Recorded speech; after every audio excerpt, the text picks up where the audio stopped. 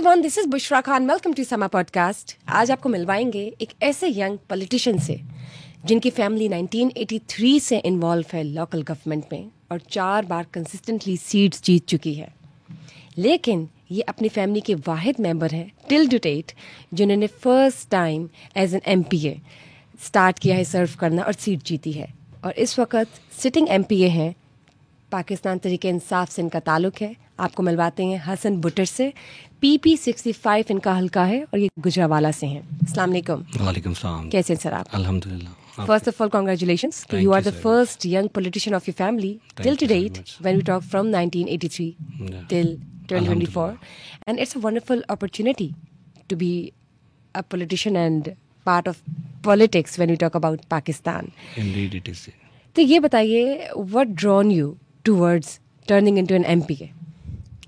Actually, I would say कि ये accidental थोड़ा सा मेरा पॉलिटिक्स में एंट्री थी।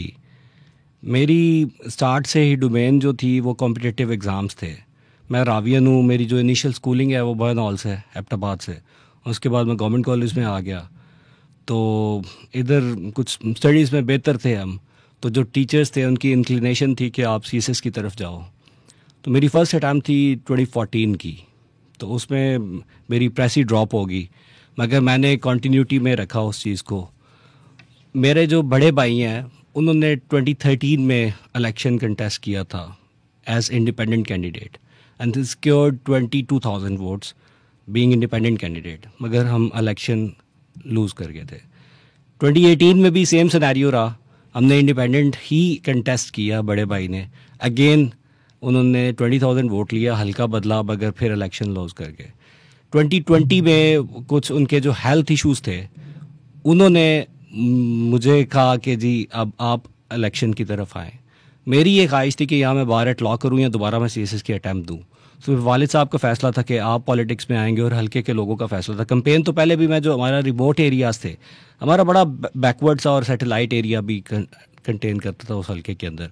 तो लोगों के साथ जो मेरा रब्ता था, उन लोगों की जो एक बकअप था वो ही मुझे पॉलिटिक्स में लेके आया। और मैंने 2021 में प्रैक्टिकल पॉलिटिक्स का आगाज़ किया था। और मैं बेसिकली 2009 से मैं PTI के साथ था, पाकिस्तान तरीके इंसाफ से। तो मेरा ये फ़ैसला था कि मैं अगर कंटेस्ट करूँगा तो PTI के प्लेटफॉर्म से करूँगा। और ये 9 मई से पहले हमारी एक दफ़ा टिकट्स अनाउंस हुई थी, तो खान साहब ने तब भी मुझे टिकट दिया था। उसके बाद दोबारा अगले साल ये जो इलेक्शंस हुए हैं 2024 में, तब भी अल्हम्दुलिल्लाह पाकिस्तान तरीके इंसाफ ने मुझ पर एतमाद किया और मैं दोबारा इलेक्शन कंटेस्ट करके तो MPA बना चाहिए। ठीक। So now you are serving as a current sitting MPA। तो ये बताइए, जब हम बात करते हैं पार्लियामेंट की, तो पार्लियामेंट में फर्स्ट टाइम आप सिटिंग MPA हैं, तो कैसा महसूस होता है? अल्हम्दुलिल्लाह प्रिविलेज्ड फील होता है। और उधर का जो डेकोरम है, उसकी जो सैंक्टिटी है, उसको देख के हम बड़ा कुछ सीखते हैं। पहले गवर्नमेंट कॉलेज से सीखते थे। कुतुबुल्लाह तो बसम साहब कहते थे गवर्नमेंट कॉलेज की दीवारें भी सिखाती हैं। इधर भी अमलगमेटेड किस्म की पार्लियामेंट है।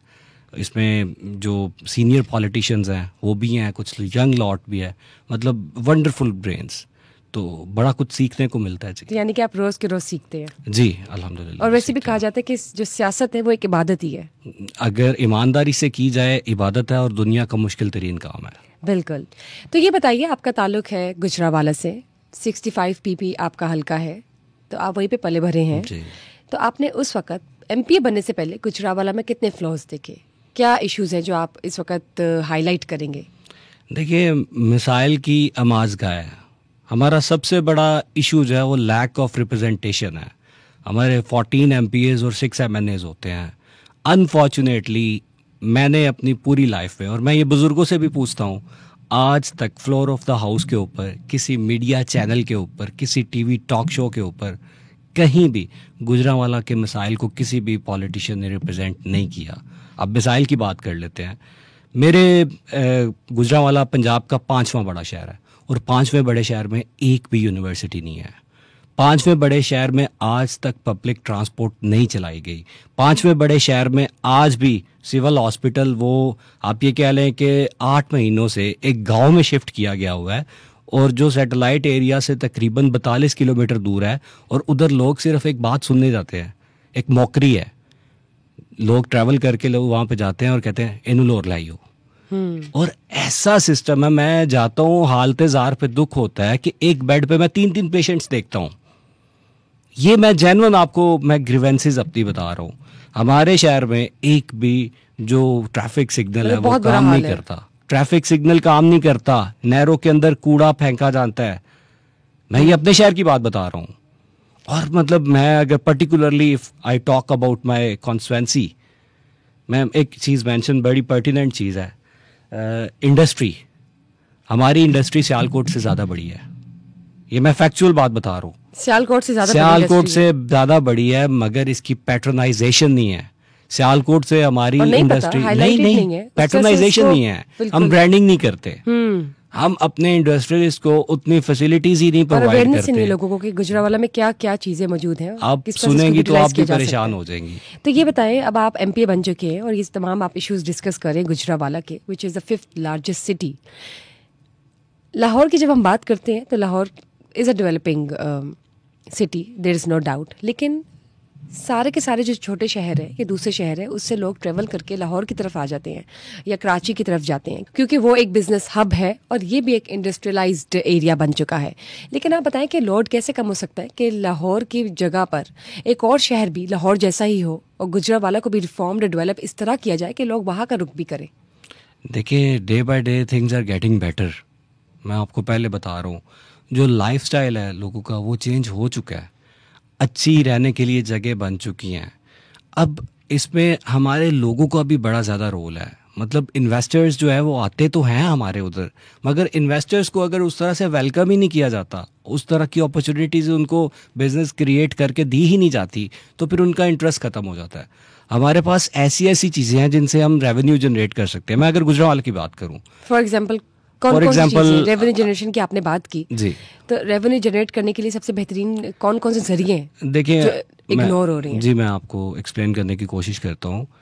वाटर पार्क्स जो हैं, ये फैमिली रिक्रिएशनल पार्क्स, उनका पूरे पंजाब और पूरे पाकिस्तान में फुकदान है। मुझे सोजो एडवेंचर के अलावा कोई पार्क नज़र लाहौर में भी नहीं आता। हमारे पास हेड खानकी है, हेड कादराबाद है, वहाँ पे हमारे पास हज़ारों एकड़ अराजी पड़ी हुई है जो सरकारी है। उधर हम अच्छे रेस्ट रूम्स बना सकते हैं जहाँ पे फैमिली के साथ आप जाके पिकनिक एंजॉय कर सकते हैं। उधर water parks, water sports activities बन सकती हैं, रिक्रिएशनल पार्क्स बन सकते हैं। हमारे पास नहर है, नहर के ऊपर हम फ्लोटिंग रेस्टोरेंट का कंसेप्ट दे सकते हैं। हमारे पास टूरिज़्म है। आपको मैं बताना चाहूँगा कि Maharaja Ranjit Singh, not raja, he was maharaja, and उसकी जो फतूहात हैं, आप उसका सिलसिला देखेंगे आप परेशान हो जाएंगी। वो हुक्मरान है जिसने अफ़गानिस्तान आधे से ज़्यादा फतह किया हुआ है, और ही वॉज फ्रॉम गुजरावाला। आज भी मछली वाला बाज़ार गुजरावाला के अंदर, वहाँ पे महाराजा रंजीत सिंह का घर मौजूद है। एमनाबाद, वहाँ पे जितने भी हमारे सिख यात्री है वो आते हैं, और एमनाबाद की जो हिस्टोरिक इम्पोर्टेंस है वो इतनी ज़्यादा है कि ये 11वीं सदी में भी मौजूद था। एमनाबाद का कनेक्शन क्या है गुजरावाला से? Eminabad is a part of, ये एक टाउन है जी, ये गुजरावाला के अंदर मौजूद है, और यहाँ पे दीवान होते थे, ये 11वीं-12वीं सदी के हुक्मरान थे। और एमनाबाद से एक डायरेक्ट रूट है बिल्कुल जो स्ट्रेट श्रीनगर जाता है, और सिर्फ एमनाबाद से श्रीनगर का जो सीधा रास्ता है, अगर वो बॉर्डर खोल दिया जाए तो सिर्फ 40 किलोमीटर बनता है। तो उसकी एक बड़ी तारीखी अहमियत है। इसके अलावा हमारे पास बहुत ज़्यादा तारीखी इमारतें हैं जिनको हम प्रॉपर यूटिलाइज करके उधर टूरिज़्म को प्रमोट कर सकते हैं। फूड हमारा दुनिया का फेमस तरीन फूड है। अब हम जो बहुत सी आपने जैसे कहते हैं ना कि प्रॉब्लम्स को हाईलाइट किया है, और इसके साथ साथ आपने ये भी बताया कि कितनी हिस्टोरिकल पॉइंट ऑफ व्यू से इंपॉर्टेंस होल्ड करता है गुजरावाला, लेकिन बहुत ज़्यादा चीज़ें निगलेक्ट हैं, और बिल्कुल भी हम कह सकते हैं कि अब तक उस तरह से गुजरावाला डेवलप नहीं हुआ। तो now you are serving as a current MP, so I would like to ask you कि आपको कोई बेहतरी या कोई तब्दीली नज़र आई है इन इश्यूज़ को जो आपने मेरे साथ अभी डिस्कस किया है? क्या इन पर काम हो रहा है करंटली? देखिए, there are some very unfortunate things. जो ऑपोजिशन है ना, यहाँ पे कल्चर ये है कि हम सिर्फ पॉइंट्स को हाईलाइट कर सकते हैं, रेज कर सकते हैं अपनी आवाज़। हमारे पास जो हमें लेजिस्लेचर जो है हमें अपॉर्चुनिटीज़ देती है, हम उनके थ्रू उन पर्टिनेंट इश्यूज़ को हाईलाइट करके असम्बली के फ्लोर पर रख सकते हैं। राइट। मगर उनके एड्रेसल के लिए अगेन गवर्नमेंट का हेल्पिंग हैंड ज़रूरी होता है। अब वहाँ पे सबसे जो ज़रूरी बात है जो मैं आपसे डिस्कस करना चाहूँगा, एक वॉल्टन का ब्रिज यहाँ पे बन रहा था, तो वॉल्टन के ब्रिज का जो तहमीना उसकी साइडों पे वो लोहे के जंगले भी लगे हैं, तो वो इतने ज़रूरी नहीं थे जितना हम मेरे गुजरांवाला में एक कंगनी वाला एक ब्रिज है जो ईस्टर्न बाईपास के साथ पूरे गुजरांवाला को मिलाता है, और वो 1970 में कंस्ट्रक्ट हुआ था और सिंगल ब्रिज है। अभी वो इतना खस्ता खाल हो चुका है कि किसी भी टाइम भी वो टूट सकता है। अगर सिर्फ वो लोहे का बजट वहाँ पे कंगनी वाले ब्रिज में शिफ्ट कर दिया जाता ना, तो उससे गुजरांवाला सियालकोट दोनों शहरों को फ़ायदा होना चाहिए था। मगर मैंने बड़ा हाईलाइट किया, मगर हमारी कौन सुनेगा जी। यही इसी तरह सिलसिला चल रहा है। बहुत से इश्यूज हैं हसन साहब, आपने डिस्कस किए और इस वक्त आप सिटिंग एमपीए हैं, तो ये बताइए Gujranwala 5th largest city again, I would quote this, इसको मेट्रोपॉलिटन सिटी कैसे तब्दील किया जाए, कैसे बनाया जाए? क्योंकि इसमें इतनी अपॉर्चुनिटीज़ हैं, इतना स्कोप ऑफ वर्क है, इतनी डायमेंशंस हैं जिस तरह आपने अभी डिफाइन की है, तो क्या कोई स्ट्रेटजी है आपके माइंड में? बिल्कुल है जी। मैं इसमें 2 चीज़ें पहले हाईलाइट करूँगा, फिर मैं इसके सॉल्यूशंस की तरफ आऊँगा। मैं पर्टिकुलरली अपने हल्के के बारे में आपका फोरम इस्तेमाल करते हुए कुछ मसाइल की निशानदेही करूँगा। मेरे पास एक यूनियन कौंसिल निडाला संधू है जी, उसमें 21 गाँव हैं, और आप मानने पे तैयार नहीं होंगी कि 21 गाँव में 2024 में एक भी बच्चों का हाई स्कूल मौजूद नहीं है।